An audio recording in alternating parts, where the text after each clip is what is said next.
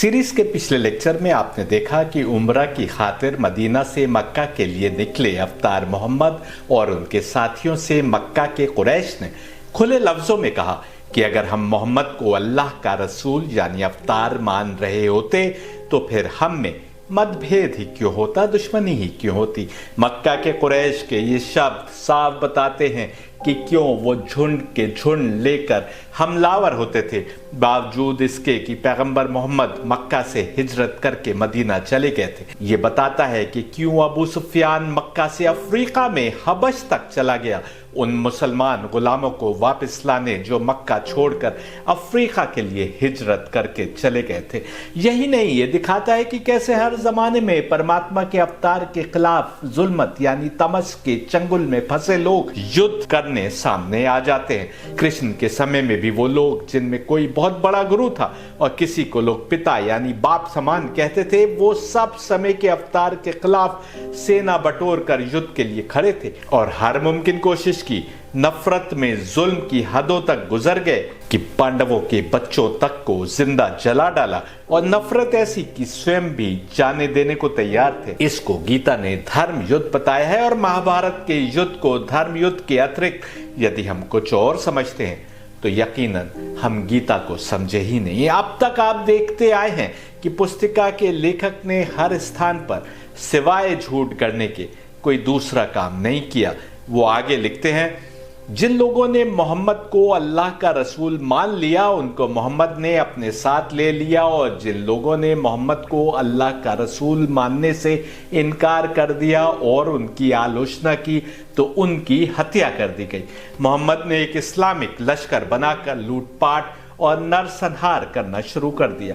मोहम्मद ने हजारों लोगों को बंदी बनाया और उनकी बेटियों और औरतों के साथ में बलात्कार किए और अपनी फौज और अपने साथियों को भी अनुमति दी कि वो बंदी औरतों के साथ बलात्कार कर सकते हैं। ये लिखा है जो इतिहास की किसी किताब से साबित नहीं है बल्कि निरा झूठ है और कुछ नहीं। पुस्तिका का लेखक कह रहा है कि जिन लोगों ने मोहम्मद को अल्लाह का रसूल मानने से इनकार कर दिया और उनकी आलोचना की तो उनकी हत्या कर दी गई।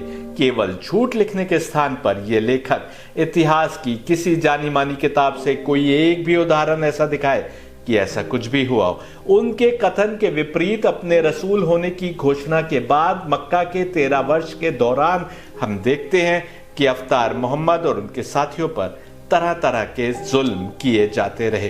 परमात्मा का अवतार होने की घोषणा के बाद करीब 13 वर्ष अफ्तार मोहम्मद ने मक्का में गुजारे और 10 वर्ष मदीना में गुजारे। अफ्तार होने की घोषणा के बाद पहले 3 वर्ष मोहम्मद ने खामोशी से धर्म के प्रसार में गुजारे, लेकिन जब उन्होंने अपनी शिक्षा को सार्वजनिक करने की घोषणा की तो अधिकांश कुरैश उनसे दुश्मनी पर उतर आए। अबू जहल जो कि बद्र में युद्ध करने आए कुरैश का कमांडर था, उसने अपने गुलाम सुमैया बिन्ते खब्बाब पर और उनके पति यासिर इब्ने आमिर पर इतनी यातनाएं की कि दोनों की मौत हो गई।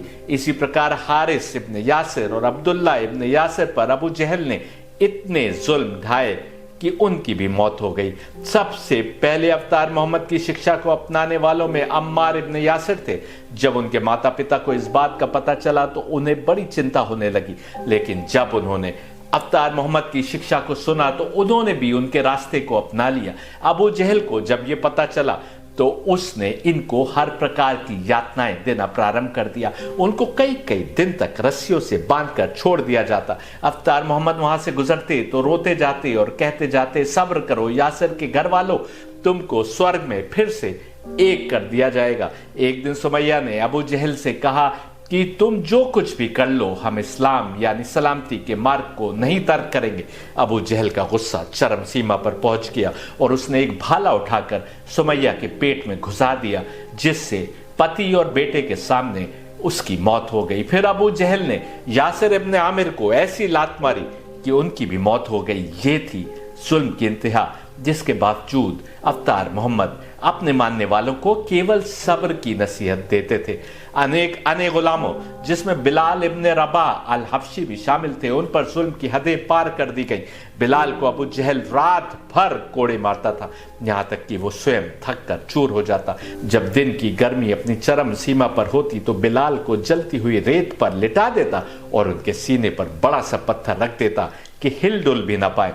कभी उस भीषण गर्मी में बिलाल को गाय की चमड़ी में लपेट दिया जाता। गलते हुए चमड़े की गंध के कारण बिलाल को सांस लेना मुश्किल हो जाता। बिलाल के गले में रस्सी बांधकर उसको घोड़े से बांध दिया जाता और घोड़े को सड़कों पर दौड़ाया जाता। लेकिन इस सब के बावजूद बिलाल केवल अहद अहद यानी एक खुदा बोलते रहते। एक खुदा के मानने वालों पर जुल्म की शिद्दत करने वाले अनेक लोग आखिर तक अपनी दुश्मनी पर कायम रहे। अनेक औरतें जो कनीज यानी फीमेल गुलाम थी, उन पर भी तरह तरह से जुल्म किए गए। लुबैना कनीज थी जिसको बेइंतहा पीटा गया। जुनैरा को इतना पीटा गया कि उसकी आंखों की रोशनी चली गई। उसको नींद, खाने और पानी से दूर रखा जाता है, यहां तक कि इस सब की कमी से वो अंधी हो गई। अबू जहल उसका उपहास उड़ाता कि अल्लाह और अल-उज़्ज़ा खुदाओं ने उसकी आंखों की रोशनी छीन ली। वो कहती थी अल्लाह ने ऐसा किया और वो जब चाहे उसकी आंखों की रोशनी लौटा देगा। अगले दिन चमत्कारी तौर पर उसकी आंखों की रोशनी पलट आई। साद इब्ने उबैदा पर इतना जुल्म किया गया कि वो मौत के करीब पहुंच गए। मुआब इब्ने उमैर अपनी जवानी, दौलत और शक्ल सूरत के कारण मक्का में बड़े मशहूर थे। जब उन्होंने इस्लाम यानी सलामती का मार्ग कबूल किया तो उनकी मां ने उनको रस्सियों से बांधकर उन पर जुल्म किए ताकि वो उस रास्ते को छोड़कर अपने बाप दादा के रास्ते पर वापस आ जाए। आखिर में उनके सारे कपड़े उतार कर उनको सड़क पर फेंकवा दिया गया। अवतार मोहम्मद ने उनके नग्न शरीर को ढांपा। 2 मिनट रुक कर सोचिए, मां अपने बेटे पर जुल्म कर रही थी, भाई भाई को कत्ल करने पर उतारू था, इसलिए क्योंकि तमाम नफरतें धर्म की भिन्न समझ के आधार पर थी। यही नफरतें कौरवों को कृष्ण और उनके साथियों से लड़ने को उकसा रही थी। गीता में अर्जुन यही तो कहते हैं, सामने मेरे भाई हैं, रिश्तेदार नातेदार हैं, मेरे गुरु हैं, इनसे कैसे लड़ूं। लेकिन कृष्ण साफ कर देते हैं कि धर्म के नाम पर ये लोग हमलावर हुए हैं, युद्ध को आए हैं।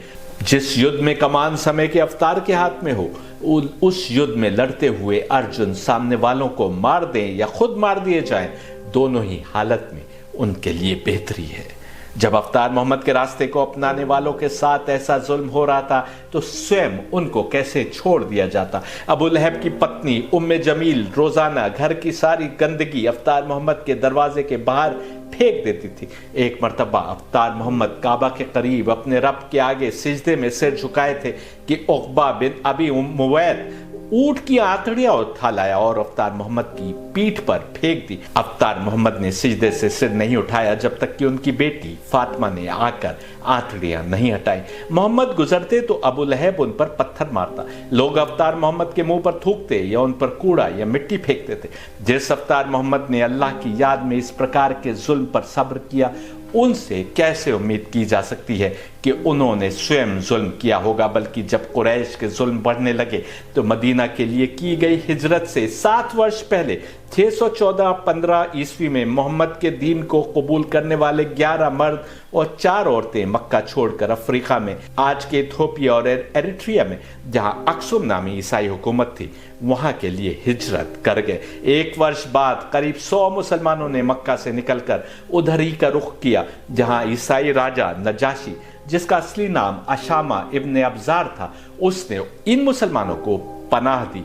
कुरैश ने इन मुसलमानों का पीछा वहां तक ना छोड़ा। अबू सुफियान नज्जाशी के सामने गया और उससे कहा कि ये लोग बागी हैं और इन्हें उसके हवाले कर देना चाहिए। नज्जाशी ने उसके देश में बस गए मुसलमानों को तलब किया, लेकिन उनकी शिक्षा सुनकर उन्हें अबू सुफियान के हवाले करने से इनकार कर दिया। वर्ष था 617 ईस्वी, जब कुरैश ने तमाम बनी हाशिम का, जिस कबीले से अवतार मोहम्मद का संबंध था, पब्लिक बाइकॉट कर दिया। बाइकॉट इसलिए था कि कबीला बनी हाशिम पर दबाव डाले कि वह मोहम्मद का साथ देना छोड़ दे। 3 वर्ष तक चले इस बाइकॉट में तमाम कुरैश ने बनी हाशिम से कोई भी सौदा या लेन देन तर्क कर दिया। कई कई दिन बनी हाशिम पहाड़ों पर भूखे रहते, कोई पेड़ की छाल खाने पर मजबूर था तो कोई अपने पेट पर पत्थर बांधता था कि भूख की शिद्दत न सताए। इस सोशल बाइकॉट में उठाई कठिनाइयों के कारण अफ्तार मोहम्मद के चाचा अबू तालिब और पत्नी खदीजा का देहांत हो गया। अफ्तार मोहम्मद मक्का के करीब ताइफ नामी जगह पर अपनी शिक्षा के प्रसार हेतु गए तो वहां के लोगों ने बच्चों को लगा दिया कि वो हर ओर से उन पर पत्थर मारे। अफ्तार मोहम्मद लहूलुहान होकर ताइफ से वापस आए। जरा बताइए, जिन लोगों ने अफ्तार मोहम्मद को अल्लाह का रसूल मानने से इनकार कर दिया या उनकी आलोचना की, उनकी हत्या अफ्तार मोहम्मद ने करवाई। जैसा पुस्तिका के लेखक कह रहे हैं, यह अफ्तार मोहम्मद के रास्ते को अपनाने वालों पर जुल्म और उनकी हत्याएं कुरैश ने करवाई, जैसा कि मैं इतिहास की किताबों से दिखा रहा हूं और आप स्वयं पढ़ सकते हैं। मदीना पहुंचने के बाद भी मैं आपको जंगे बद्र, गज़वे तबूक और सुलह हुदैबिया का हाल बता चुका हूं। यह कितना बड़ा झूठ है कि एक इस्लामी लश्कर बनाकर अफ्तार मोहम्मद ने लूटपाट और नरसंहार करना शुरू कर दिया। किसी तर्क पर या ऐतिहासिक हकीकत की बुनियाद पर आरोप लगाया जाए तो समझ में आता है। यहां तो पुस्तिका के लेखक निरा झूठ फैला रहे हैं। ऐसे ही जुल्मत, हक की राह की समझ बनाने की कोशिश कर रहे लोगों को भटकाने के लिए जाल बिनती है। तुम अफ्तार मोहम्मद की शिक्षा से नफरतें मन में पाल लोगे तो क्यों कर उसको समझने की कोशिश करोगे। अब आइए अगले आरोप को देखते हैं। पुस्तिका के लेखक का आरोप है कि मोहम्मद ने हजारों लोगों को बंदी बनाया और उनकी बेटियों और औरतों के साथ बलात्कार किए और अपनी फौज और अपने साथियों को भी अनुमति दी कि वो बंदी औरतों के साथ बलात्कार कर सकते हैं। यदि आपने इतिहास पढ़ा है तो आप अनेक उदाहरण देख सकते हैं जहां युद्ध में पकड़े गए कैदियों पर हर प्रकार के जुल्म किए जाते थे। कितने उदाहरण तो ऐसे मिलते हैं कि युद्ध में पकड़े गए कैदियों को इसलिए कत्ल कर दिया जाता था क्योंकि उनको जिंदा रखने का अर्थ था उनके खान पान की व्यवस्था करना और हर समय डरते रहना कि कहीं कैदी भाग न जाए। उनको आजाद इसलिए नहीं किया जा सकता था कि वो फिर से जाकर दुश्मन से मिल सकते थे या एक बार फिर हमलावर हो सकते थे। ऐसे में कितने ही शासक कैदियों को कत्ल कर देना उचित समझते थे। जो शासक युद्ध बंदियों को कत्ल नहीं करते थे वे तरह तरह की यातनाएं देते थे। औरतों के पकड़े जाने पर उनके साथ बलात्कार किया जाना तो आम बात थी। एक नहीं बल्कि कई कई लोग बलात्कार किया करते थे। युद्धबंदी तो जाने दीजिए, किसी शहर पर कब्जा कर लेने के बाद भी लूटमार करना, मर्दों को कत्ल कर देना और बच्चों और औरतों को बंदी बना लेना और औरतों का बलात्कार करना ये आम बात थी। ये इसलिए भी किया जाता था कि दिमागों पर ऐसा डर बिठा दिया जाए कि कोई बगावत करने की सोच भी न सके। यजीद की फौज ने मदीना पर हमला किया तो सिर्फ मदीना में फतेहयाब होकर दाखिल होने तक सीमित नहीं रहे, बल्कि फौजियों को आज्ञा दे दी कि खुलकर लूटमार और कत्लेआम करे। 3 दिनों तक यजीदी फौज के सिपाही खुलेआम औरतों का बलात्कार करते रहे। यहां तक कि मस्जिद नबवी में पनाह लेने वाली औरतों को भी नहीं छोड़ा गया। दिल्ली ने भी यह मंजर देखा कि नादिर शाह ने जब दिल्ली पर कब्जा किया तो कई दिनों तक लूटमार, कत्ल-ओ-गारत और औरतों का बलात्कार चलता रहा। मंगोलों के लिए तो यह आम बात थी कि जिस शहर पर भी हमला करते थे वहां के तमाम मर्दों और बूढ़ी औरतों को कत्ल कर देते थे, केवल जवान युवतियों और बच्चों को छोड़ते थे। पुराने जमाने की बातें तो जाने दीजिए, हाल के दिनों में देखिए ग्वांतानामो बे की जेल में अमेरिकी फौजियों द्वारा इराकी और अफगानी कैदियों को दी जाने वाली यातनाएं सारी दुनिया ने देखी। ये तो वो यातनाएं थी जो तमाम पर्दों में से किसी प्रकार बाहर निकल आई। ऐसा भी सुनने में आया है कि अफगानिस्तान में कैदियों को लोहे के बड़े कंटेनर्स में भूखा प्यासा बंद कर दिया गया। तपती धूप में लोहे के कंटेनर्स भी तपने लगे। अंदर प्यास और गर्मी से कैदियों की हालत यह थी कि एक दूसरे का पसीना चाट रहे थे और इसी हालत में सबकी मौत हो गई।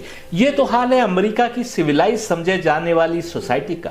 म्यांमार में अपने को बुद्ध का अनुयायी मानने वालों के हाथों रोहिंग्या के साथ जो कुछ हुआ किसी से छिपा नहीं। जबकि एक सरकारी अफसर ने तो भारत के किसी बड़े शहर के बारे में मुझे यहां तक बताया कि यह आम बात थी कि किसी बांग्लादेशी युवती को पकड़कर उसके साथ पुलिस की जीप में या थाने में ज्यादती की हदें पार हो जाती थी, जबकि उसका पति या पिता या भाई उसी जीप या थाने के बाहर बेबस खड़ा उसके बाहर आने की प्रतीक्षा करता था। भारत में और हर देश में जब भी किसी बड़े स्तर पर दंगे हुए हैं, औरतें सबसे पहले उत्पीड़ना का शिकार बनती हैं। ऐसे में यह देखना आवश्यक है कि इस्लाम ने युद्धबंदियों के साथ कैसा सलूक करने का आदेश दिया। कैदियों को भूखा रखने या उन पर जुल्म करने की बात तो दूर, कुरान जब धार्मिक या सच्चे इंसान की विशेषताएं बताता है तो कहता है कि अपने रब की खुशी के लिए खाना खिलाते हैं गरीबों को, अनाथ को और कैदियों को, और वे ऐसा किसी इनाम या बदले की लालच में नहीं बल्कि केवल और केवल अपने रब की खुशी के लिए करते हैं। कुरान सूरह अल इंसान 7, 6, 8वीं और 9वीं आयत। And they give food in spite of their love for it और for the love of him to the मिस्कीन, that is the poor, the orphan and the captive, saying, we feed you seeking Allah's countenance only. We wish for no reward nor thanks from you. किसी बदले की खातिर नहीं, किसी लालच में नहीं, बल्कि केवल और केवल अपने रब की खुशी के लिए हम ऐसा करते हैं। कुरान यदि मुसलमानों तक पहुंचा तो अवतार मोहम्मद के माध्यम से ही पहुंचा। न कुरान, न अवतार मोहम्मद, न मुसलमानों का खुदा कैदियों से बुरा सलूक करने की शिक्षा दे रहे हैं। इतिहासकार इब्न कसीर के अनुसार ये आयत बदर के युद्ध के बाद आई, जिसमें हमलावर कुरैश में के करीब 70 कैदी मुसलमानों के हाथ लगे थे। इब्न अब्बास से रिवायत करते हुए इब्न कसीर ने लिखा है कि यह आयत आने के बाद मुसलमान अपने सामने का पसंदीदा खाना उठाकर इन कैदियों के सामने रख देते थे। इसी प्रकार इब्न इसाक, जो उन लोगों में है जिन्होंने सबसे पहले अवतार मोहम्मद की जीवनी लिखी, एक कैदी की ज़बानी लिखते हैं, When they ate their morning and evening meals, they gave me the bread and ate the dates themselves in accordance with the orders that the Prophet had given about us. If anyone had a morsel of bread, he gave it to me. Ibn Isa, an early biographer of the Prophet, wrote, quoting a prisoner of war. जब वे सुबह या शाम का खाना खाते तो अवतार मोहम्मद के हुक्म का अनुसरण करते हुए मुसलमान अपनी रोटी कैदियों को दे देते और स्वयं खजूर ही खाते। यदि किसी के पास रोटी का एक टुकड़ा भी होता तो वो उसे किसी कैदी को दे देता। अरब के रेगिस्तान में रोटी के टुकड़े की क्या अहमियत होती थी आप अंदाजा कर सकते हैं। कुरान का बड़ा जोर गुस्से पर काबू पाने या दूसरों को माफ कर देने पर है। जरा सोचिए, माफ तो उसी को करने को कहा जाएगा जिसने आपके साथ बिना कारण कोई जुल्म या नाइंसाफी की है। माफ करने की बात यदि कुरान कह रहा है तो साबित है कि वे लोग जालिम थे जिन्होंने मुसलमानों पर अनेक जुल्म ढाए थे, लेकिन इस युद्ध के बाद वे पकड़े गए और मुसलमानों के हाथों कैद हुए। कुरान कहता है सूरह आल Imran 3:134, Those who spend freely, whether in prosperity or in adversity, who restrain anger and pardon all men, for Allah loves those who do good. Quran ने कैदियों को मुआवजे के बदले या ऐसे ही आज़ाद कर देने की शिक्षा उस समय दी जब अरब सरहद से सटी रोमन एम्पायर और उससे पहले असीरियंस और फेरोज के यहाँ यह आम प्रथा थी कि गरम सलाखों से कैदियों की आंखें निकाल ली जाती थी, उनको जिंदा आग में डाल दिया जाता था या उनको खूंखार कुत्तों के सामने छोड़ दिया जाता था। ऐसे सभी हालात में वे कैदी मौत को जिंदा रहने से बेहतर समझते थे। यदि अधिक जानना है तो इतिहास की किताबों में पढ़िए कि स्वयं ईसाई धर्म अपनाने से पहले रोमन बादशाह ईसा की शिक्षा को अपनाने वालों के साथ क्या क्या सलूक किया करते थे। जहां यह धारणा आज तक सुनने को मिलती है कि युद्ध और मोहब्बत में सब कुछ जायज है, कुरान ने ना तो युद्ध में और ना ही मोहब्बत में सब कुछ जायज किया, बल्कि दोनों ही हालत में इंसान को हैवान बनने से रोका। अवतार मोहम्मद की कितनी ही हदीसें हैं जो मुसलमानों को किसी भी दूसरे को कत्ल करने से रोकती हैं। युद्ध में जाने से पहले अवतार मोहम्मद लड़ने आए अपने साथियों से साफ शब्दों में कहा करते थे कि किसी बच्चे,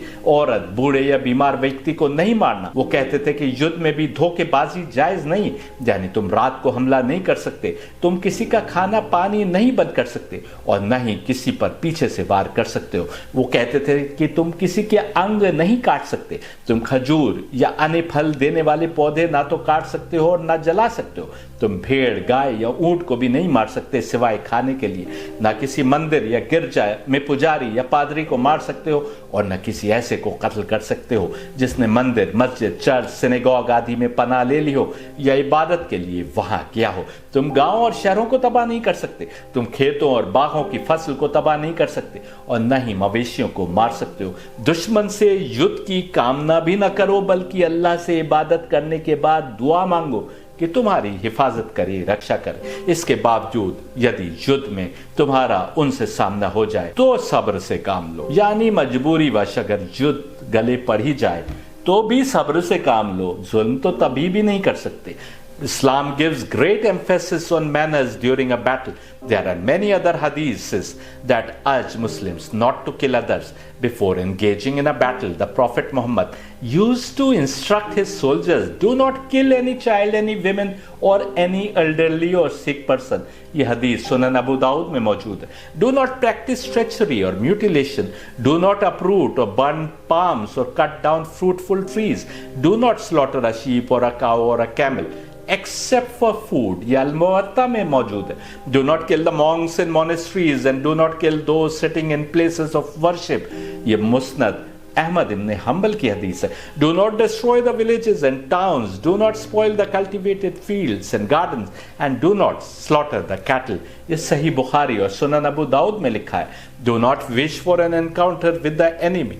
Pray to God to grant you security. But when you are forced to encounter them, exercise patience. ये सही मुस्लिम की हदीस है पैगंबर मोहम्मद की. The Prophet had also issued clear instructions for good treatment of prisoners of war, POWs. A prisoner should not be coerced into renouncing his religion. He should be invited to Islam and given the choice to accept or reject the call. अफ्तार मोहम्मद ने यहाँ तक हुक्म दिया कि किसी कैदी को भी ज़बरदस्ती मुसलमान बनने को नहीं कहा जा सकता. उसको इस्लाम में आमंत्रित ज़रूर किया जा सकता है, पर यह उस पर है कि वो आमंत्रण को कबूल करे कि ना करे. आमंत्रण कबूल ना करने पर ना तो उस पर जुल्म ज़बरदस्ती की जा सकती है और न ही उसको कत्ल किया जा सकता है. सूरह अनफाल की आयत 70 देखिए, जिसमें कुरान कैदियों से नर्म दिली से पेश आने को कह रहा है और उनके साथ की गई तुम्हारी अच्छाई के बदले तुम्हारे गुनाह माफ करने को कह रहा है. यहाँ तक कहा जा रहा है कि यदि उन्हें माफ कर दो अल्लाह की खातिर तो वो सबसे बड़ा माफ करने वाला और रहम करने वाला है, वो भी तुम्हें माफ करेगा. क्या युद्ध बंदियों के साथ ऐसे सुलूक का कोई और उदाहरण आपको कहीं और मिलता है? Quran Surah Anfal 70, O prophet say to those who are captives in your hand, जो तुम्हारे हाथों में कैदी बन गए हैं, if Allah finds any good in your hearts he will give you something better than what has been taken from you and he will forgive you, for Allah is oft forgiving most merciful. यही कारण है कि अफ्तार मोहम्मद ने बुतों की पूजा करने वाले समामा अल हनफी को आज़ाद कर दिया. एक रिवायत के अनुसार समामा अल हनफी को गिरफ्तार करके मस्जिद नबवी में अफ्तार मोहम्मद के सामने पेश किया गया. वो अपने पुराने विचारों पर कायम था. उसने अफ्तार मोहम्मद से कहा, यदि तुमने मुझे कत्ल कर दिया तो मुझे मारोगे जिसके हाथ में खून लगा है, यानी जो बेगुनाहों के कत्ल का जिम्मेदार है. यदि तुम बड़े दिल का नमूना पेश करते हुए मुझे आज़ाद कर देते हो तो ये तुम उस व्यक्ति के साथ करोगे जो एहसान का बदला देना जानता है. यदि तुम दौलत के ख्वाहिशमंद हो तो मुझे बताओ, तुमको जो कुछ भी चाहिए.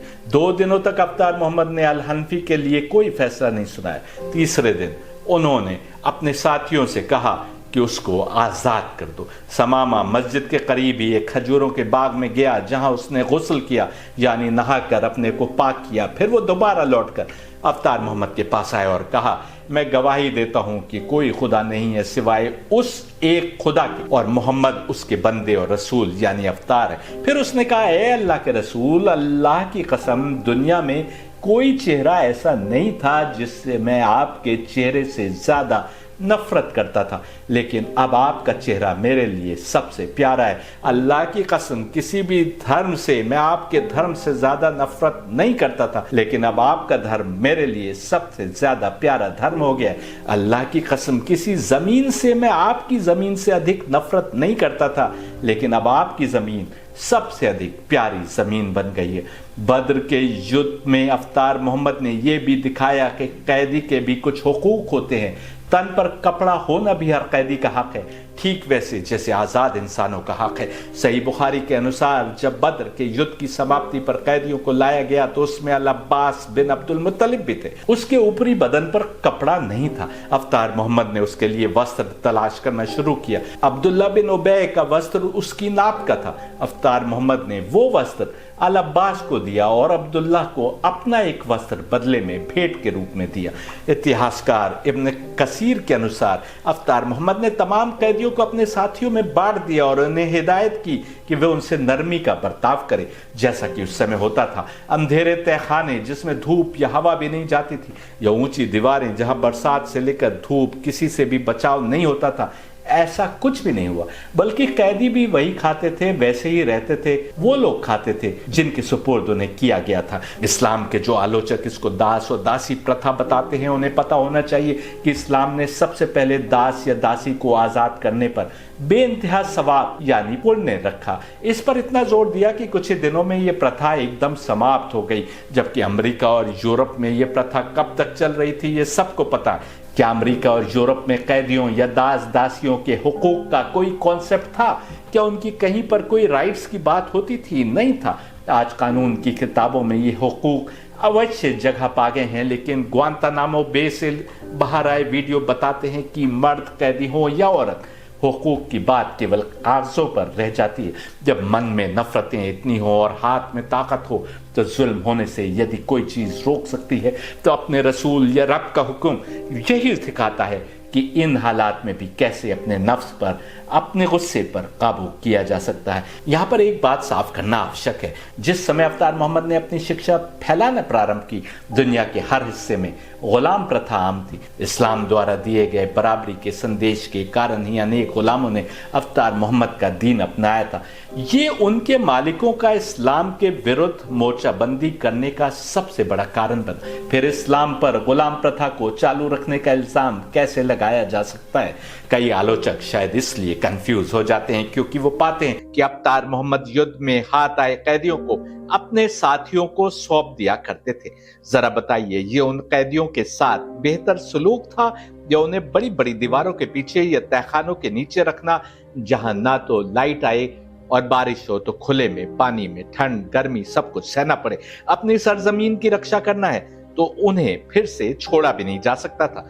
जहां तक गुलाम प्रथा की बात है, हम पाते हैं कि इस्लाम चाहता है कि मुसलमान अपने गुलामों के साथ भी नरमी से पेश आए। कुरान 4:37 देखिए, and worship Allah and associate not with him and show kindness to parents and to kindred and orphans and the needy and to the neighbour that is a kinsman and the neighbor that is a stranger and the companion by your side and the wayfarer and those whom your right hands possess. Surely Allah loves not the proud and the boastful. Neighbour की भी बात हो रही है, उसको भी जिसको तुम जानते हो और उसको भी जिसको तुम नहीं जानते, यानी धर्म का भेद नहीं, जान पहचान का कोई भेद नहीं, तुम्हारे रिश्ते किससे हैं किससे नहीं है इसका कोई भेद नहीं। उन सब के साथ तुमको काइंडनेस से पेश आना है और इसी में गुलामों की भी बात हो रही है। Surely Allah loves not the proud and the boastful. यदि तुम हॉटी और घमंडी बने रहोगे तो अल्लाह को पसंद नहीं है। अवतार मोहम्मद का एक कौल इस्लाम की इसी शिक्षा को विस्तार पूर्वक बयान कर रहा है, जिसमें वो कहते हैं कि तुम्हारे गुलाम तुम्हारे भाई जैसे हैं जिन्हें अल्लाह ने तुम्हारे हाथ में दिया है, इसलिए उन्हें वही खाना खिलाओ जैसा तुम खाते हो, वही कपड़े पहनाओ जैसे तुम पहनते हो। उन पर ऐसा बोझ ना डालो कि परेशान हो जाए। यदि बोझ डाल रहे हो तो उनकी सहायता करो। क्या ऐसे सलूक के बाद कोई गुलाम रहेगा या घर का हिस्सा बन जाएगा? देखिए, Sunan Ibn Majah, book of etiquette, chapter beneficence towards slaves, book 33, hadith 34. Slaves are your brothers whom Allah has put under your control. So feed them with the same food that you eat. Clothe them with the same clothes you wear. And do not burden them with so much that they are overwhelmed. If you do burden them, then help them. उनकी मदद करो अगर उनके ऊपर उनकी capacity से ज्यादा wait या बर्डन या काम तुम डाल रहे हो। अली और फातिमा की जिंदगी का हाल बताते हैं। अली ने 2 पहनावे खरीदे, एक सादा और सस्ता और दूसरा कीमती और अच्छे रंगों का। उनका गुलाम कंबर उनके साथ था। कीमती वाला उन्होंने कंबर को दे दिया। कंबर ने कहा कि मौला ये वाला आप पहने, तो अली ने कहा कि कंबर तुम अभी जवान हो, ये तुम पर ज्यादा अच्छा लगेगा। फातिमा के घर फिजा काम अवश्य करती थी, लेकिन फातिमा का उसूल था कि एक दिन घर के सारे काम वो स्वयं करती थी और दूसरे दिन फिजा करती थी। जो लोग गुलाम प्रथा का आरोप लगाते हैं वह भूल जाते हैं कि ये प्रथा आज भी किसी न किसी शक्ल में दुनिया के विभिन्न हिस्सों में जारी है। शायद ये समाज की मजबूरी है कि इस प्रकार गरीब और बेसहारा लोगों का पेट भर जाता है। यदि इस्लाम ने और विशेषकर मोहम्मद, फातिमा और अली ने हमको नहीं दिखाया होता कि गुलामों के साथ कैसा सलूक करना चाहिए, तो शायद आज तक हम जान भी ना पाते कि उनके हुकूक क्या है और उन्हें कैसे निभाया जाता है।